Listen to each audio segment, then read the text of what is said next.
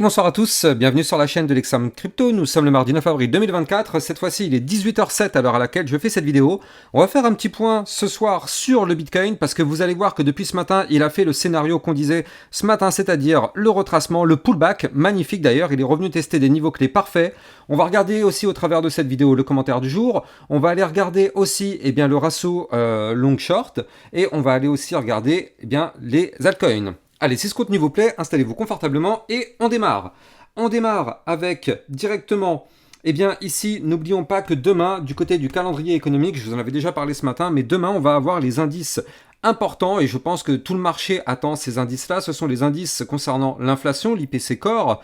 Donc ce sera demain à 14h30. Soyez bien au courant de ce qui va être dit parce qu'effectivement, ce sera pour voir qu'est-ce qui va se passer au niveau de l'inflation et aussi aux alentours, à 20h, on va avoir les minutes de la fête. Donc notre ami Jérôme Powell qui va prendre la parole pour nous expliquer si oui ou non il veut commencer à baisser ses taux d'intérêt, s'il va commencer à les baisser mais à partir de tel moment. Donc oui, on aura les informations demain soir aux alentours de 20h. Allez, on continue avec notre Bitcoin. Bitcoin qui est en train actuellement de chuter, mais je vous ai expliqué ce matin que c'est pas une chute qu'on devait s'attendre, c'est ce qu'on appelle un pullback. Souvenez-vous, je vous avais expliqué que là, on avait breaké des niveaux clés, et à chaque fois qu'on break un niveau clé, je sais que tout le monde aimerait qu'on aille to the moon, mais il y a une règle basique dans le trading, c'est qu'à chaque fois qu'on break un niveau clé, on revient retester ce niveau clé. Or, du côté du Bitcoin, souvenez-vous, on avait ce triangle de compression qui était ici, ainsi que la zone des 69 005. On a un Bitcoin qui a retracé justement pour faire le pullback. Il a tout retesté en même temps et ça c'est magnifique. Il est venu retester le haut du triangle de compression. Il est venu retester aussi les fameux 69 005 et surtout pour l'instant on a l'impression que ça a l'air de tenir. Et ce qui est intéressant aussi, on va en jeter un petit coup d'œil du côté du ratio long-short, on voit quoi ? On voit que là, ça continue de diminuer, et c'est là où c'est intéressant, ça continue de diminuer. Bon, on est toujours à 62, donc on est toujours au-dessus des shorts, mais il y a toujours plus de longues que de shorts, mais ça continue de diminuer, c'est très très bien. On veut être le plus possible, limite dans le négatif en fait, on veut plus être à moins de 50% de longue, ce qui serait intéressant par la suite pour pourquoi pas avoir un gros short squeeze, mais là en tout cas ça descend petit à petit, donc c'est très intéressant, ça veut dire qu'il y a plus toujours de longue que de short, mais si on arrive à inverser ce ratio, ce serait encore mieux. Mais pour l'instant 62 ça reste encore un petit peu haut, c'est peut-être pas encore tout à fait prêt pour une reprise de hausse, mais bon. En tout cas, du côté de ce que nous fait le Bitcoin, là on revient retester des niveaux clés. On est en train de faire justement ce fameux pullback.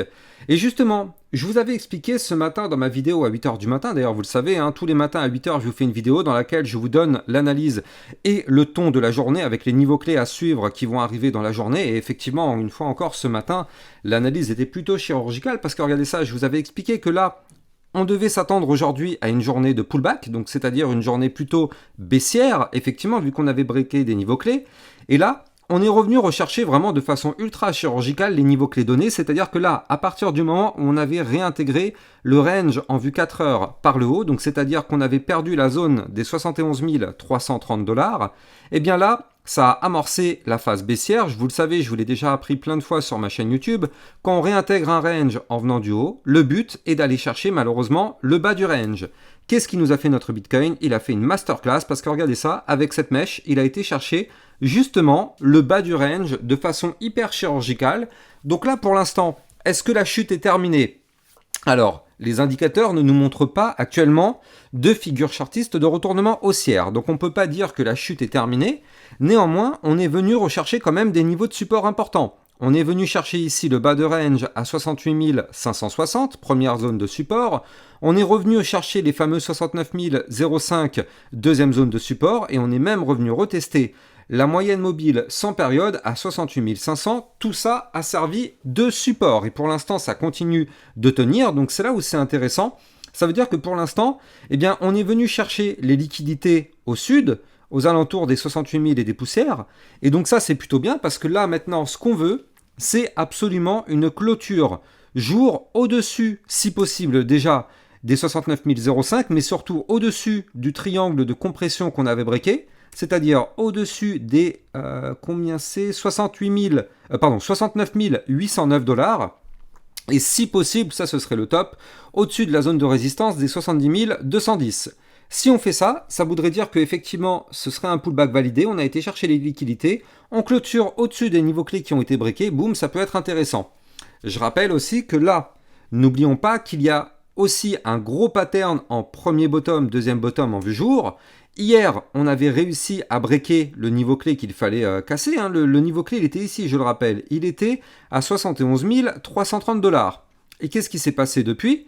Eh bien, on a eu la cassure, même si c'était une petite cassure. Et puis derrière, vous le savez, on a toujours, malheureusement, le pullback. Vu qu'on avait breaké ici le niveau clé à breaker, eh bien, on a fait le pullback. Et là, ça faisait quand même beaucoup de pullback à faire. C'est-à-dire qu'en fait, vu que hier, avec la bougie, on a briqué plein de niveaux clés, bah forcément, aujourd'hui, on revient à retester tous ces niveaux clés. Donc, premier niveau clé ici, deuxième niveau clé ici, troisième niveau clé ici. Ça fait quand même pas mal. Mais là, en tout cas, on a tout fait.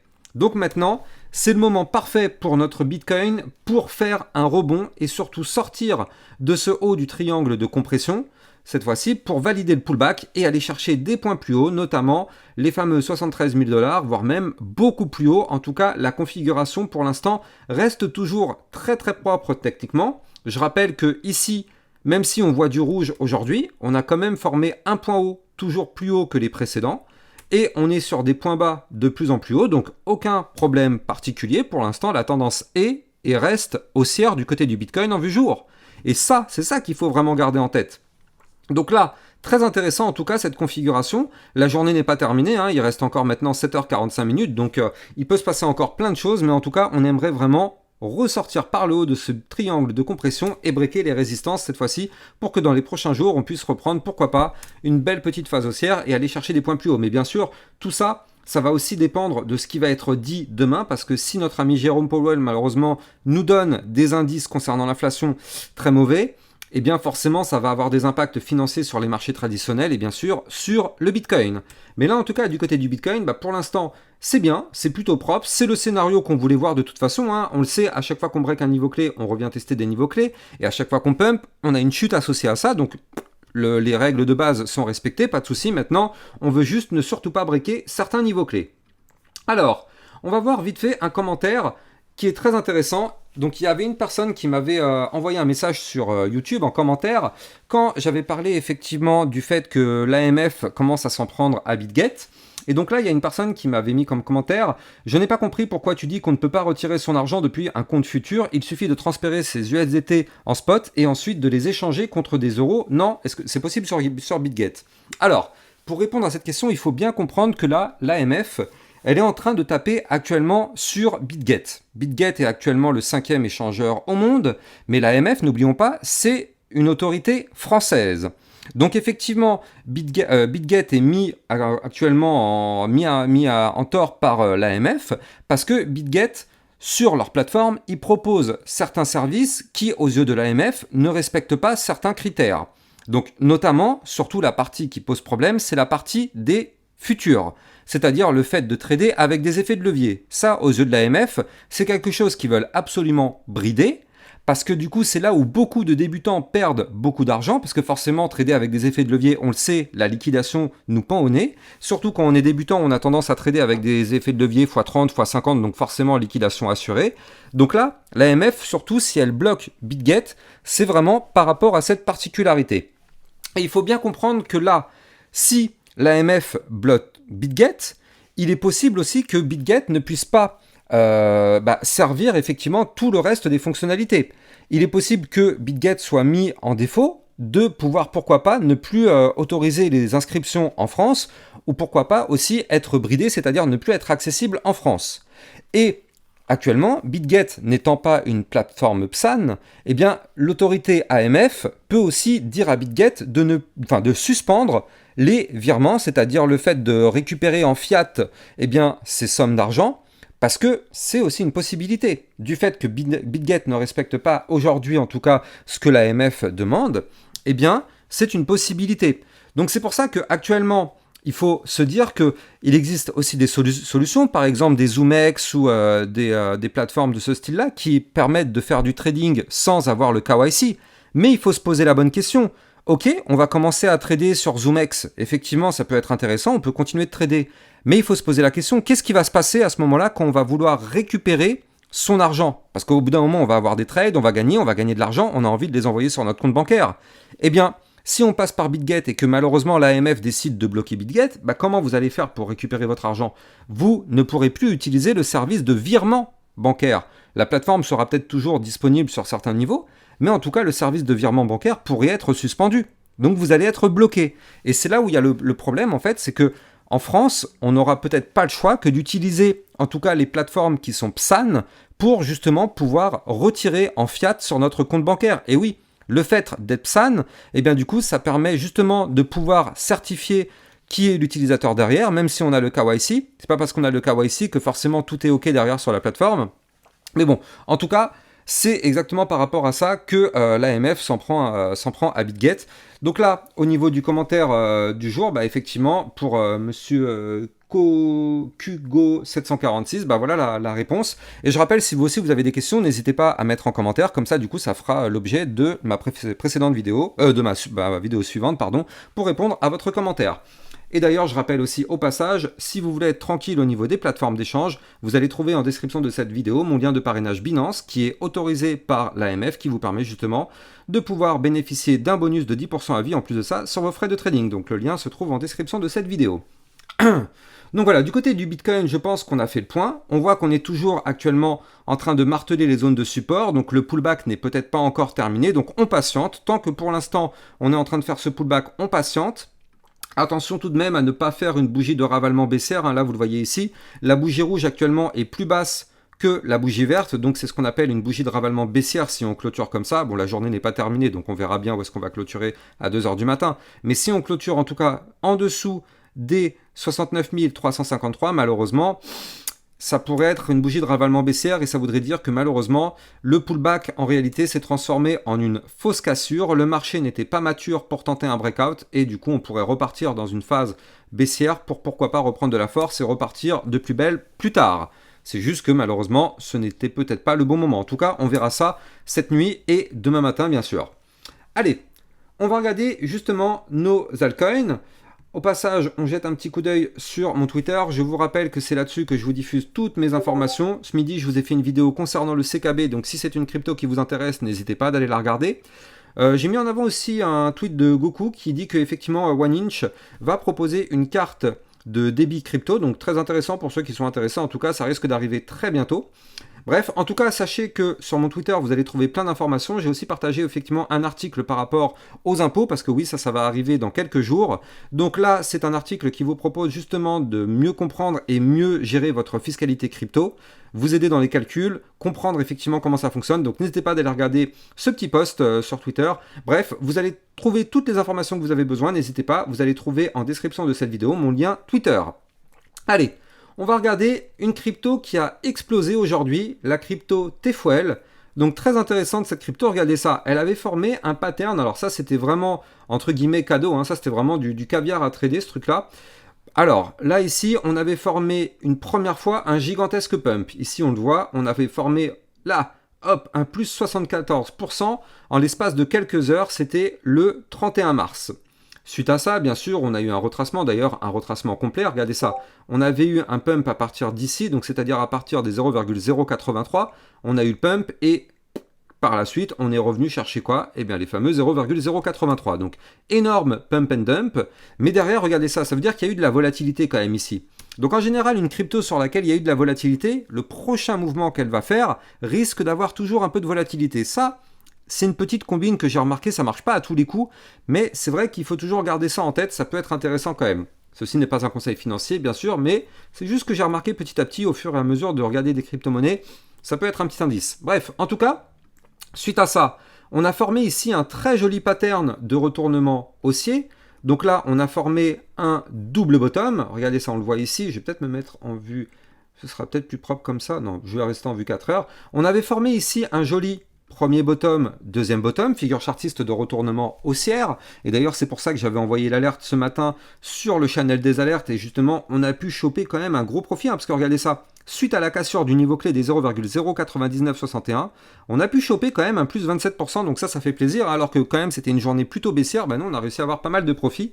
Bref, vous allez trouver le lien de mon channel des crypto-monnaies à surveiller en description de cette vidéo, et je rappelle bien sûr, le trading n'est pas fait pour les débutants, il y a des risques de perte financière totale, donc bien sûr il faut d'abord avoir les bases avant de se lancer dans le trading.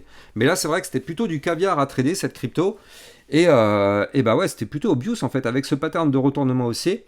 Bon, des choses un peu moins par contre réjouissantes du côté du Fetch. Alors attention, je suis en vue jour actuellement sur la crypto Fetch. Et qu'est-ce qu'on voit? Donc Fetch, je rappelle, un crypto-monnaie liée à l'intelligence artificielle. Et qu'est-ce qu'on voit?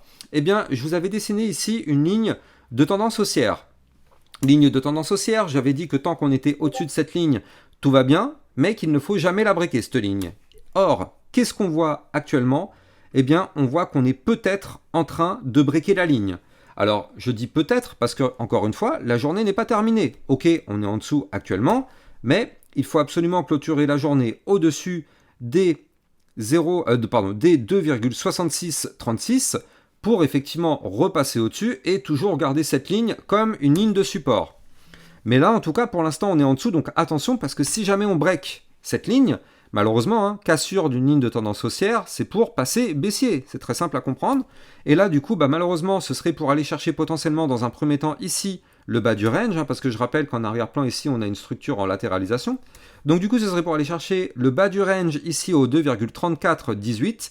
Et si on break ce niveau clé qui sera un niveau de support important, ce serait pour prolonger le retracement, pour aller chercher le 0,786 Fibonacci à 2,0253. Donc attention à ça tout de même du côté de Fetch, on ne veut pas breaker ce niveau clé. Et tout ça bien sûr dépendra intégralement du Bitcoin, vous le savez, quand le Bitcoin crash, tout crash avec lui. Donc c'est pour ça qu'il faut toujours regarder ce que fait le Bitcoin quand on est sur du trading. On ne peut pas regarder une crypto sans avoir un œil sur le Bitcoin. J'avais parlé aussi il y a un jour ou deux du Jasmy. Je crois que c'était hier d'ailleurs. J'avais dit que c'était une crypto à surveiller et effectivement c'est le cas. C'est le cas. Crypto Jasmy, crypto à surveiller, c'est vrai. On a breaké hier le niveau clé qu'il fallait. Aujourd'hui, on est en train de faire le pullback. Donc là, c'est pour ça qu'on a du rouge là aussi. Regardez ça. Du côté du Jasmy, on avait breaké la ligne de tendance baissière par le haut. Donc c'est pour ça qu'on avait eu un petit signal d'achat hier. On a eu quand même un petit pump d'environ... Mince, pardon. Où est mon petit... Voilà. Hier, on a eu quand même un pump sur la cassure d'environ 8,05%. Donc c'est bien. Cassure accompagnée d'un petit peu de volatilité.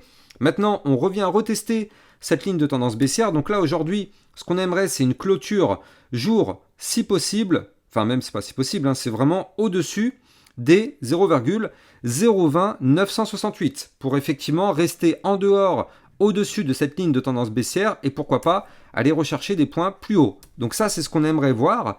Mais là, attention à ça. Attention, on est en plein pullback. Si jamais on n'arrive pas à valider, malheureusement, on réintègre. Et dans ce cas-là, ce serait pour chuter, pour aller chercher malheureusement la ligne de tendance haussière, cette fois-ci à 0,019179. Et pourquoi pas tenter sa cassure par le bas.